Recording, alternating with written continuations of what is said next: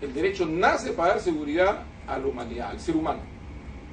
Si no hubiera derecho, hubiera destrucción, hubiera anarquía. El derecho proporciona seguridad en primer orden. Obviamente que el derecho que proporciona seguridad, que es un valor de no tan magnitud, de no tan peso como lo de la justicia, solo puede pervivir a lo largo del tiempo si es que se impregna con valores de más alto nivel, como es el caso de la justicia. Solo la justicia puede permitir al derecho sobrevivir y mantenerse sin destruirse, sin destruir a la propia sociedad. No es cierto que el derecho nace para hacer justicia.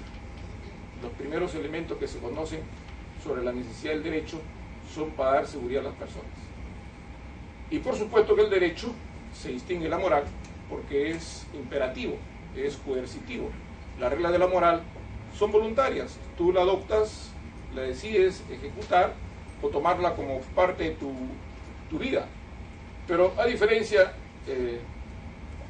del derecho, a diferencia de la moral, el derecho tiene lo jurídico del derecho, lo esencial del derecho es que es vinculante, es decir, es coercitivo, es imperativo. No es posible ponerse a un costado. Tiene que estar respondiendo frente a las reglas que establece el derecho. Por supuesto, hay algunas normas que están en el derecho privado que son permisibles a la voluntad de las personas. Pero eso es cada vez más reducido, digamos, esa es la excepción, digamos, está vinculado básicamente al derecho patrimonial, que es lo más privado del derecho privado. Pero en general, incluso en el derecho privado hay muchas reglas que no pueden las personas ponerse a un costado, sino que tienen que sujetarse a ellas. Como decía, el derecho puede, de hecho, limita la libertad de las personas. El derecho está pensado para evitar la anarquía, es decir, las personas que nacen con libre albedrío, con la posibilidad de decidir sobre su propio destino, siempre que ese destino no afecte al resto. Entonces hay reglas que tiene que cumplir el ser humano en sociedad. Y limita también al poder, es decir, evita el despotismo. El derecho, entendido en un sentido completo de seguridad, tiene esos dos parámetros importantes que son necesarios para una vida en una sociedad que se considere justa, por lo menos en las reglas de juego. Limitante del poder y limitante de la libertad, pero no de toda la libertad, por supuesto de la libertad de las personas que trastoquen o pongan en riesgo la vida en común, la vida pacífica entre las personas. Cuando hay periodos de injusticia, de arbitrariedad, de despotismo, es cuando se producen las crisis, y desgraciadamente hemos sido testigos nosotros en este país y hemos sido testigos en la historia de que estos periodos de despotismo, donde el derecho ha servido como instrumento no para la justicia, sino para el destrozo de personas, de propiedades, de bienes ajenos, de arbitrariedades en beneficio de un sector de la sociedad, en perjuicio de otro sector de la sociedad, es que se han producido conflictos físicos, guerras, que seguramente las tendremos por muchos años. Habrá estado, pues, por supuesto, mientras el ser humano no rompa con estas aspiraciones individualistas, egoístas, en las que solo su persona y su entorno privado es el que determine su destino.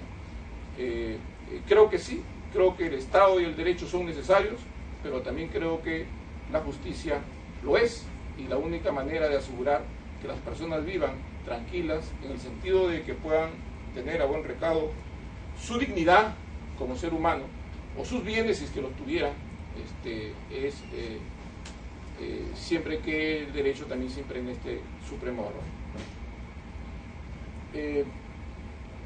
¿Cómo esto se refleja en el proceso? Porque finalmente eso es lo que nos preocupa como abogados, ahora que estamos acá en el Consejo Nacional de la Magistratura, y a propósito anterior a la colación del artículo 202, ¿qué hacemos los jueces en un proceso? Es decir, efectivamente el proceso es un instrumento, ¿no? Es decir, es un instrumento a través del cual los ciudadanos pretenden conseguir que la afectación producida a ellos o a la sociedad sea restaurada, sea reconocida, sea garantizada o protegida.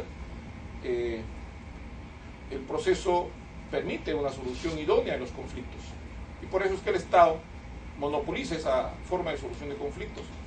Pero por supuesto tenemos nosotros, aparte del Estado, por excepción, los procesos alternativos, como es el arbitraje, que son también reconocidos por el ordenamiento como forma de solución de conflictos. ¿Qué cosa buscan los jueces en los procesos? ¿Qué cosa se pretende con las pruebas? Porque el 203 está precisamente en la audiencia de pruebas. Se concluye el proceso porque no concurrieron las partes a la audiencia de pruebas. ¿Qué cosa se busca con la prueba? Y ahí tenemos una reflexión que tiene trascendencia ideológica respecto a lo que nosotros percibimos, a cómo nosotros percibimos el proceso.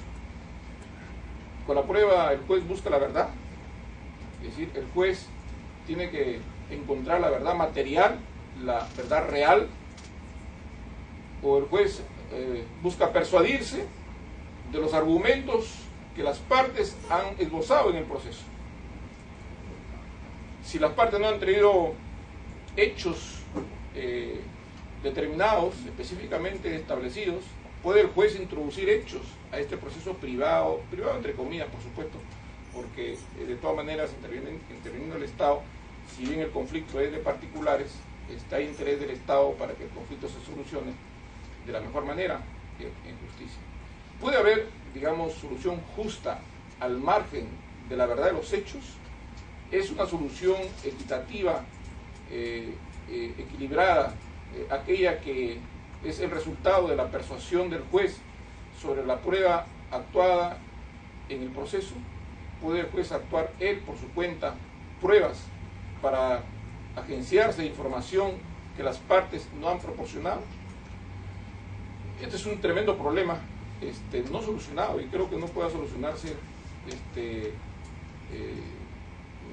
dentro de poco, ¿no? Se ha criticado este Código Procesal Civil por ser demasiado intervencionista. Hay tesis en nuestro medio que sostienen que el juez no debe sino ser un observador de las reglas de juego establecidas entre las partes y finalmente emitir su sentencia como consecuencia de la propia actividad y dinámica de las partes. El juez no tiene que meterse en ese conflicto porque él no es parte en el proceso, él es un imparcial y en consecuencia no debe de tener una activa participación, no debe de mezclar su intervención en el conflicto mismo a lo largo del proceso. Esta tesis garantista tiene un arraigo en el proceso civil un poco limitado en nuestro medio, pero lo tiene en el proceso penal mucho más grande, que es el que arrastra el nuevo Código Procesal Penal. En el proceso civil sí hay una idea mayoritaria de una preocupación para conseguir que el juez, por lo menos en su proceso, se acerque a la verdad. Ahora, buscar la verdad no puede llevarnos a de repente sustituir a una de las partes en su actividad probatoria. Buscar la verdad no puede ser casi imposible encontrarla en un proceso. No es que el juez debe de primero esperar lo que digan las partes para que luego de ello ver hasta qué punto él puede descubrir que lo que dicen las partes es realmente lo sucedido. Tema complejo porque luego comento muy brevemente esto del artículo 203, pero por ejemplo más de un magistrado se ha enfrentado con dilemas como el que a continuación narro. Por ejemplo, se demanda a propósito, comentábamos antes de entrar al auditorio sobre las acciones de desalojo. Por ejemplo, se demanda de desalojo acusando al demandado que es precario, ¿no? Que no tiene título. Y resulta que cuando el demandado no contesta la demanda, está en rebeldía, pero un día antes de la audiencia acompaña unos recibos en la que consta que el mes pasado, anterior a la demanda, el demandante ha recibido por renta en ese inmueble. Y él dice: yo no soy precario, pago renta, ¿no es cierto? Pero ya no puede ofrecer pruebas porque su etapa ha precluido.